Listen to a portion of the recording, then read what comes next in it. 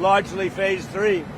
But we're dealing with the man who I believe is the most respected and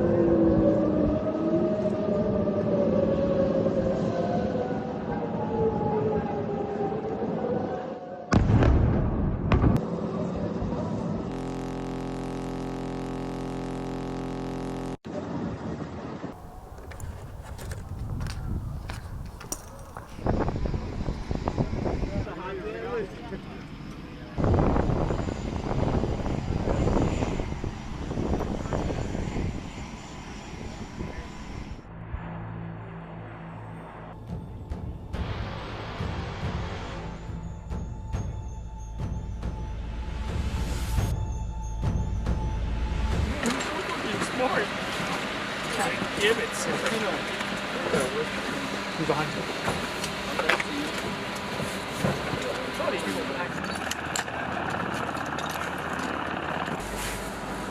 I'm gonna put up my scope caps now.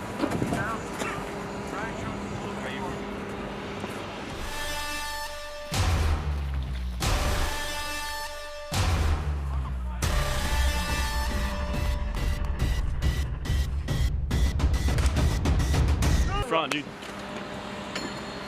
Get in there. I think that what we're seeing is a situation where targetry never makes up for a lack of strategy.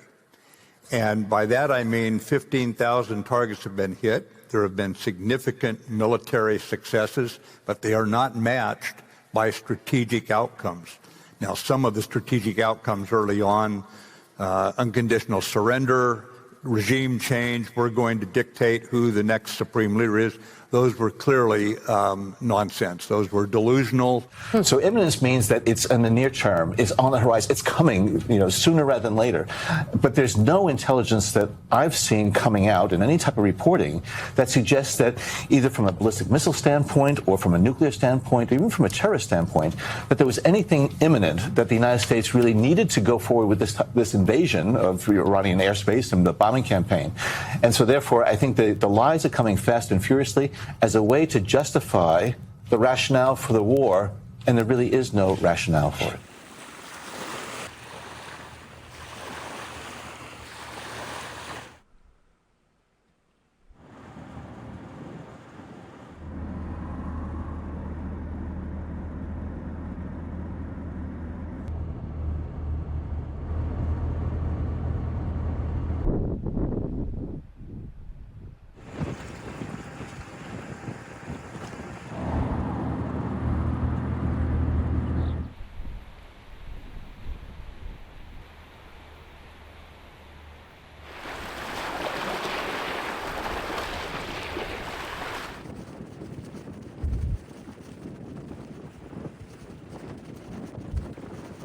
To that has everything to do with a corrupt campaign finance system.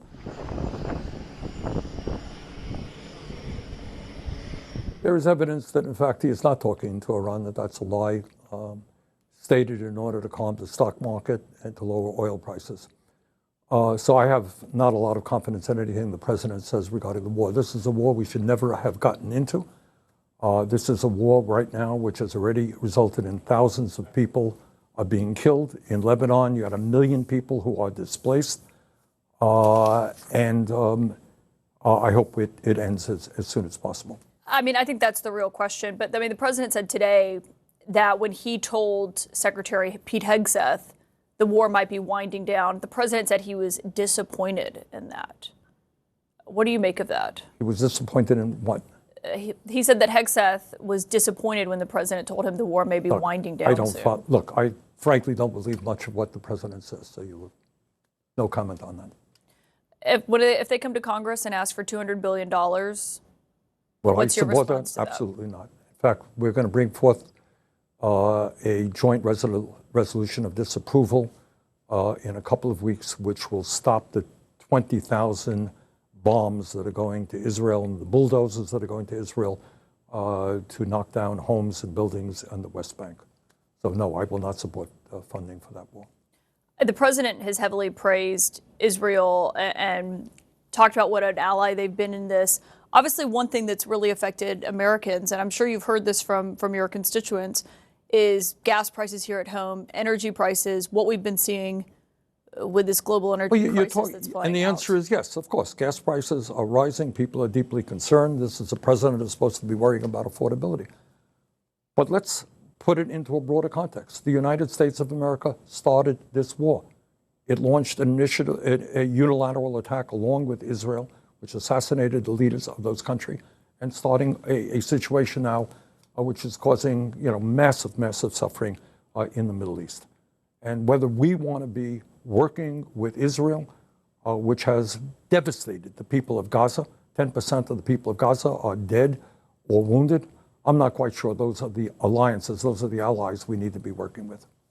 As someone who has run for president before and been a candidate, is this something that you think will become a test for Democrats, a litmus test for Democrats in terms of the alliance with Israel? Well, I think it's not only Democrats. I think all over the country, people are saying, wait a minute, we can't afford housing, we can't afford health care, we can't afford child care, we can't afford food at the grocery store. And this war now, which will cost hundreds and hundreds and hundreds of billions of dollars, why? Why? To bomb buildings in Tehran, to force 1 million people in Lebanon from their homes. So it's not just progressives and Democrats. I think you have a lot of conservatives saying Trump ran on a campaign saying, I'm going to end endless wars. We've got to invest in America, not on these endless wars.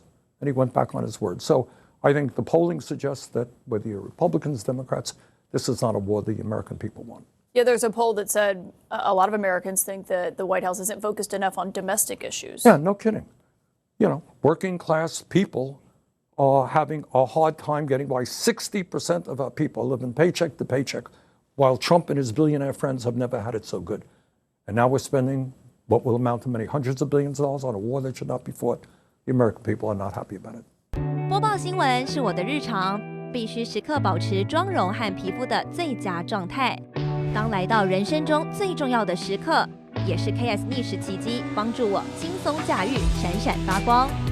KS 逆时奇迹活肤露全效精华、精华霜，多达5种 EGF 6大冻龄关键成分，保湿效果让我非常满意，小细纹也不再困扰我。我就是我自己的最佳女主角 ，KS 让我从容自信，光彩动人。